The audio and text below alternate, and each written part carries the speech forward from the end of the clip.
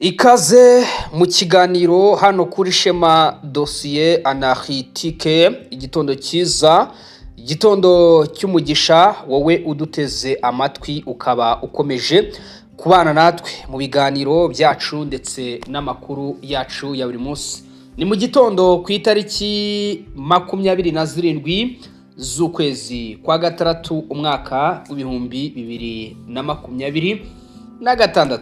Twongeye kugaruka rero, mbifurije weekend nziza, weekend y'umugisha aho muherereye hose. Ni iby'agaciro gakomeye cyane gukomeza kubana namwe, ndetse ni n'iby'agaciro gakomeye cyane gukomeza kugendana namwe. Muri aya masaha rero twongeye kugaruka, kandi iyo tuje tuba tuzanye amakuru menshi cyane ndetse na byinshi bikomeza kugenda bitugeraho. Aya masaha rero tugiye kugaruka kuki? Tugiye kugaruka ku ngingo zigiye zitandukanye. Ni ingingo rero z'ibirimo biragenda bivugwa, by'umwihariko ibirimo birabera burasirazuba bwa Repubulika ya Demokarasi ya Kongo. Tugiye kugaruka rero ku makuru mashya arimo aravuga ko kugeza amagingo aya ngaya pozisiyo nyinshi muri Minembwe ingabo za leta ya Kongo FARDC ndetse n'abafatanyabikorwa bazo barimo ingabo z'u Burundi FDNB bamazije kuzigarurira. Turabigarukaho mu buryo burambuye cyane, turagenda tubabwira uko ibintu byifashe. Turagaruka rero ku nkuru irimo iragenda itugeraho muri aya masaha, by'umwihariko aho RDC yareze u Rwanda mu rukiko mpuzamahanga rw'ubutabera CIG.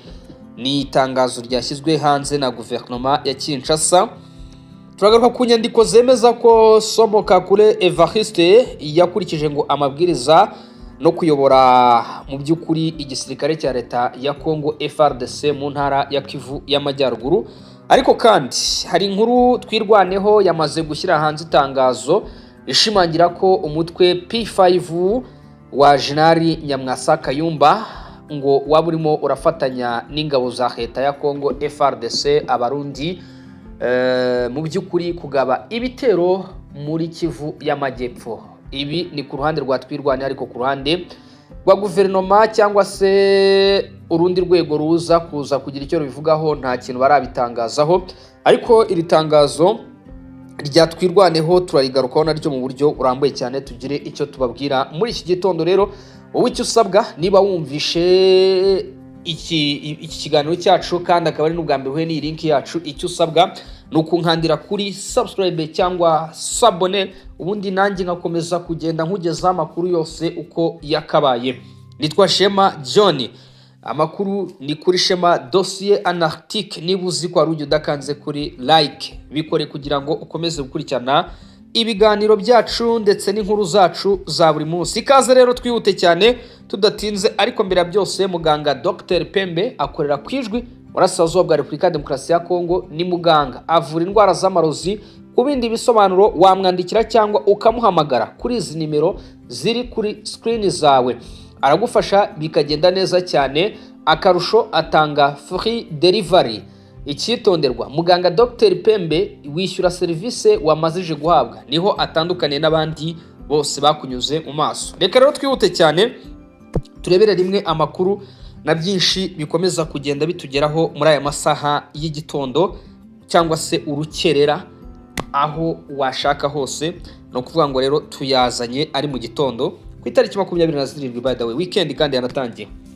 Namakuru ava mu bice bya Minembwe aragaragaza ko hari impinduka zikomeye cyane ziri kugaragara ku rugamba, aho ingabo zirwana ku ruhande rw'ingabo za leta ya Kongo FARDC, Wazalendo ndetse n'ingabo z'u Burundi FDNB bagaragaza ko mu by'ukuri bakomeje guhatanira kugenzura ibice bifite agaciro gakomeye cyane ku bikorwa bya gisirikare.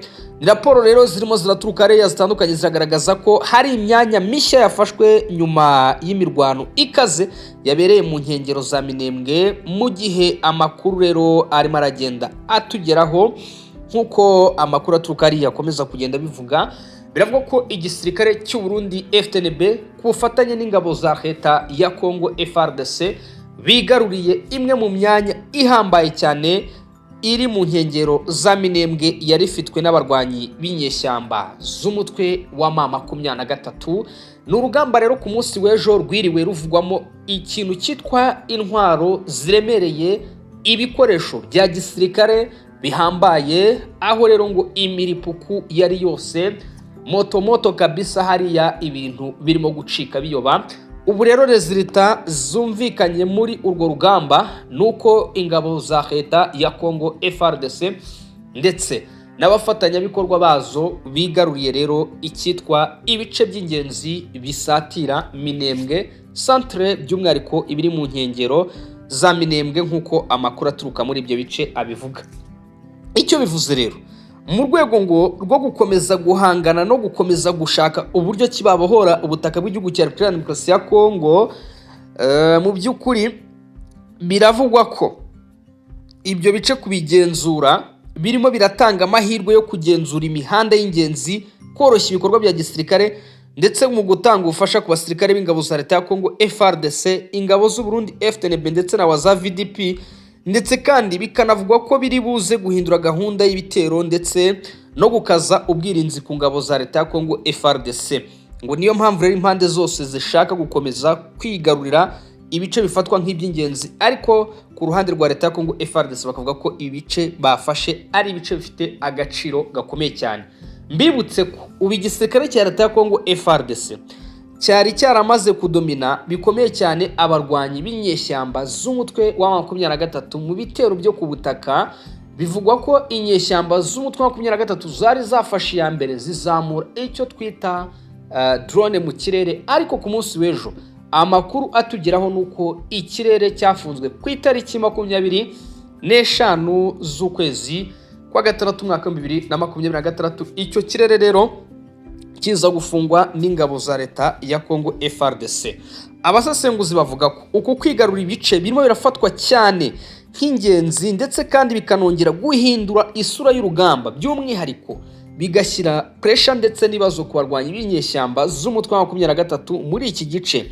Hari amakuru avuga ko rero hari imyanya myiza kandi y'ingenzi yafashwe n'ingabo za leta ya Congo FARDC, mu gihe rero zikomeje guhangana bikomeye cyane n'abarwanyi b'inyeshyamba z'umutwe wa 23, bikanagaragaza ko izi ngabo zikomeje kwagura ibikorwa bya gisirikare mu buryo buhambaye cyane. Kugeza ubu ngubu rero biravuga ko uduce nka Kitavika, Were ndetse kandi n'ibindi bice byose byegereye Minembwe centre, ubwo ndavuga amarokarite n'imidugudu, bikaba rero ngo bino biragenda byigarurwa n'ingabo za leta ya Congo FARDC. Ni intambwe ikomeye cyane ku gisirikare cya leta ya Congo FARDC, kubera ko kwigarura ibice biragaragaza intambwe idasanzwe. Minembwe rero iri mu duce tumaze iminsi tuvugwamo urugamba rukomeye cyane cyangwa se intambara ikomeye cyane, ariko kandi ku rundi ruhande ingabo za leta ya Congo zikavuga ko zikomeje gahunda yo gushaka uburyo kirero zagira ibiki za monitoringa ibitero byose by'abarwanyi b'inyeshyamba b'umutwe wa 23 mu bice bitandukanye. Ingingo z'ingenzi rero ubu imirwanire cyakomeje mu bice bikikije Minembwe. Hari n'amakuru yerekana ko hari imyanya mishya irimo irigarurirwa.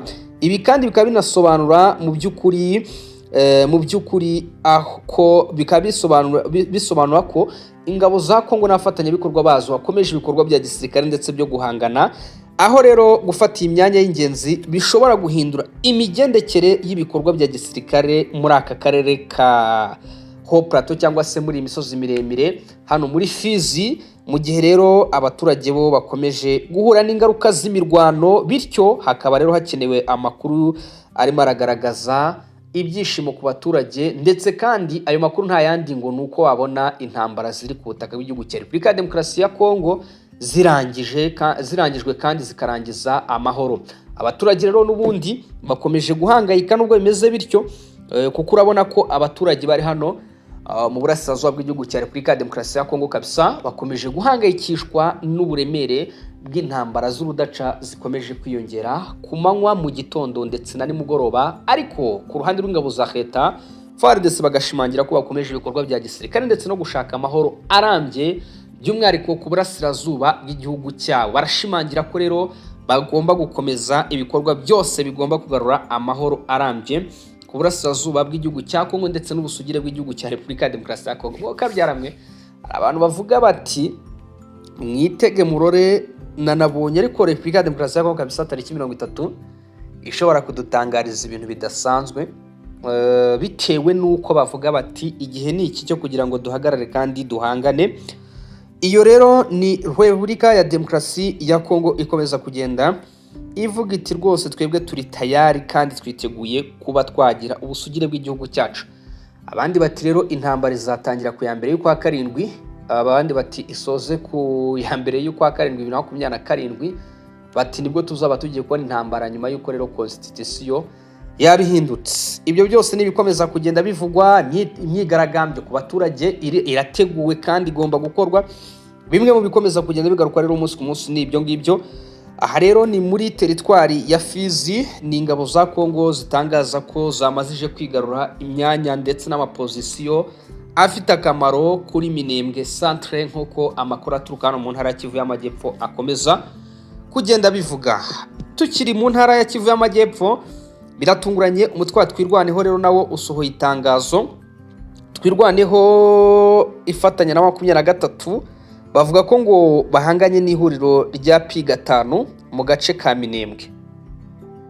Iyi P5 ni ya General Kayumba Nyamwasa. Abagabo rero bakaba bavuga ko ngo bahanganye nayo hano mu ntara ya Kivu y'Amajyepfo ahitwa Minembwe. Namakuru yatangajwe rero n'umutwe wa Twirwaneho ufatanije n'umutwe wa 23 mu rugamba, avuga ko ngo ingabo zawo zirimo zirahangana n'ihuriro ryitwaje intwaro rizwi nka P5 mu bice bikikije Minembwe muri teritwari ya Fizi mu ntara ya Kivu y'Amajyepfo. Nk'uko aya makuru bivuga rero ngo ni imirwano irimo irabera mu duce dufite akamaro. Bavuga ko ari ibikorwa bya gisirikare barimo guhanganamo n'ingabo za leta ya Kongo FARDC, ingabo z'u Burundi FDNB na waza VDP. Ngo mu by'ukuri harimo n'ihuriro rya General Nyamwasa Kayumba rizwi nka P5. Mu itangazo rero ryatangajwe n'izo mpande cyangwa se n'uruhande rw'umutwe wa Twirwaneho, uravuga ko P5 ngo irimo abarwanyi bafitanye isano n'imitwe itandukanye irimo uwa Kayumba Nyamwasa. Mu by'ukuri ngo barimo guhangana n'uyu mutwe. Icyakora aya makuru akaba avugwa n'uruhande rumwe rwa Twirwaneho, ari ku rundi ruhande, ku ruhande rwa guverinoma ya Kongo, ibyo bashinjwa n'uyu mutwe ntago bari bagira icyo babivugaho cyangwa se ngo bagire icyo babitangazaho. Ariko uyu mutwe mu itangazo washyize ahagaragara, nabonye hari n'ibitangazamakuru bigiye bitandukanye byagiye bigaruka kuri aya makuru, wemeza ko rero ngo P5 ya Kayumba Nyamwasa irimo irafatanya n'ingabo z'u Burundi FDNB, waza VDP n'igisirikare cya leta ya Kongo FARDC. Amakuru arava muri ako karere agaragaza ko umutekano ukomeje kuba mubi cyane, ni nabyo twavugaga hejuru y'ibikorwa bya gisirikare bikomeje gutuma abaturage benshi bagira impungenge z'umutekano ndetse bamwe bagahunga ingo zabo, mu gihe mu by'ukuri Minembwe ikomeje kuba imwe mu ngingo z'ingenzi zihangana ry'imitwe yitwaje intwaro muri iyi minsi, kubera ko umwanya wari wose uhakomeje kugaragara imirwano ikomeye cyane.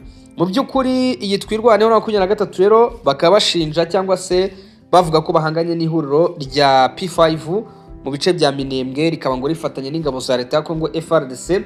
Bavuga ko rero muri iryo huriro rwose ngo harimo abasirikare benshi cyane ba Kayumba Nyamwasa. Ni imirwano rero irimo irabera mu bice bifite akamaro gakomeye cyane hano muri Minembwe. Ariko kandi nk'uko nyine nabibabwiye, nta kintu na kimwe cyari cyabivugwaho ku ruhande rwa guverinoma.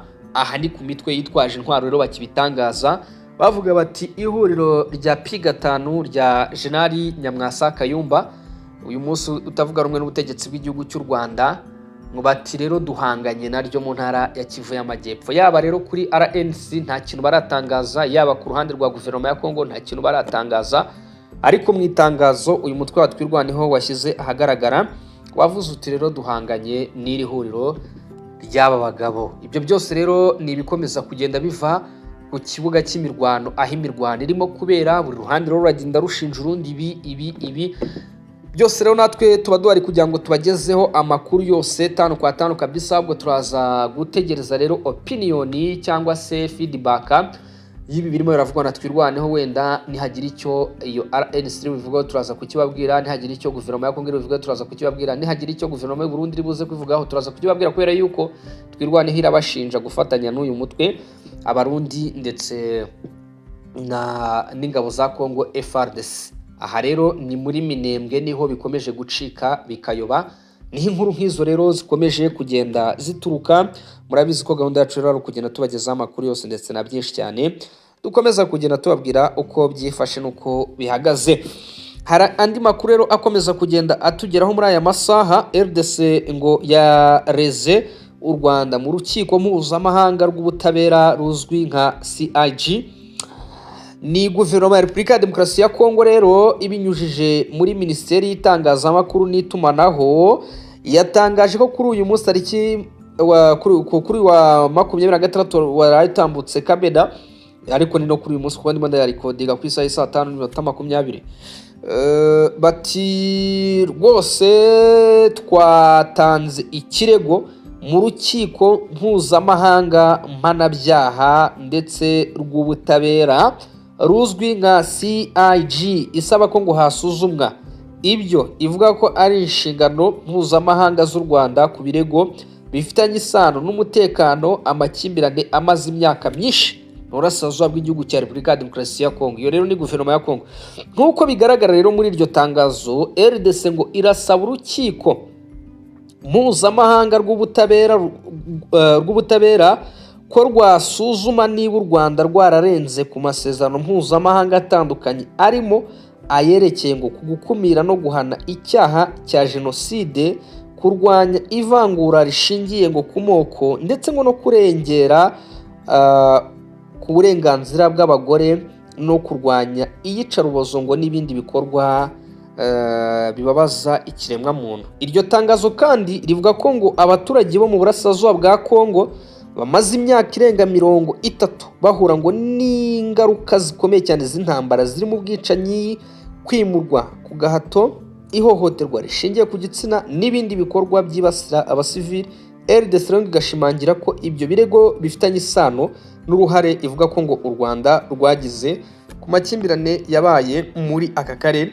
RDC kandi ivuga ko ibikorwa by'imitwe yitwaje intwaro yakoreye mu burasirazuba bw'igihugu cya Kongo ngo byagize ingaruka zikomeye cyane ku mutekano w'abaturage no kubahirizwa kw'amategeko mpuzamahanga arengera abasivili mu bihe by'intambara. Muri iryo tangazo rero havugwa amazina y'imitwe itandukanye RDC ivuga ko yakoranye cyangwa ngo yashyigikiwe n'igihugu cy'u Rwanda, ibyo u Rwanda rero rwakomeje guhakana mu bihe bitandukanye. Mu byo rero RDC irasaba ngo gusuzuma no gufata umwanzuro ku birego byashyikirijwe uru rukiko.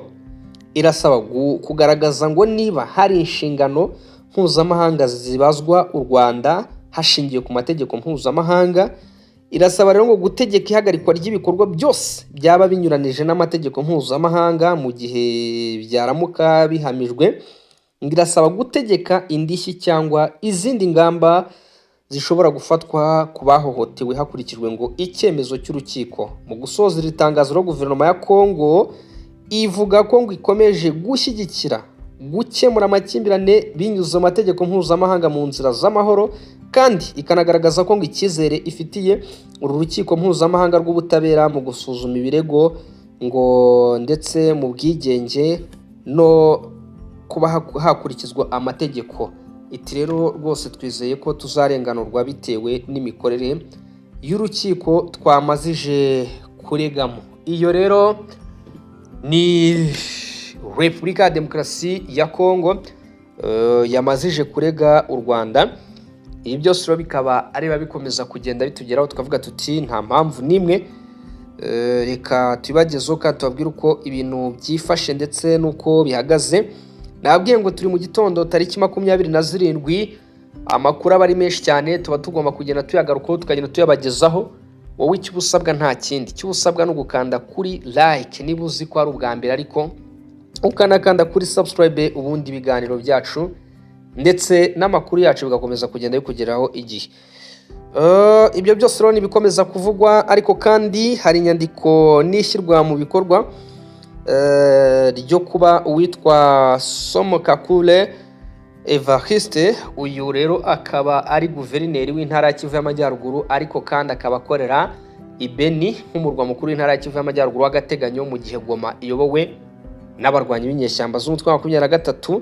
Hari inyandiko rero zagiye zigaragara zaturutse mu nzego za gisirikare zigaragaza ko General Somokakule Evariste ngo yaba yarashyize mu bikorwa amabwiriza yatanzwe n'ubuyobozi bukuru bw'ingabo za Repubulika ya Demokarasi ya Kongo nk'uko bivugwa muri iyo nyandiko. Bigaragaza rero ko amabwiriza yasabaga ko guverineri wa gisirikare w'intara Kivu y'Amajyaruguru yongera kuyobora ibikorwa byose bya gisirikare bikorerwa muri iyo ntara rwose ngo yubahirijwe uko bikwiye. Baravuga bati rwose witwa Somo Kakure yagerageje gukora ibyo yasabwaga nk'uko yabisabwe kandi ngo abikora neza cyane.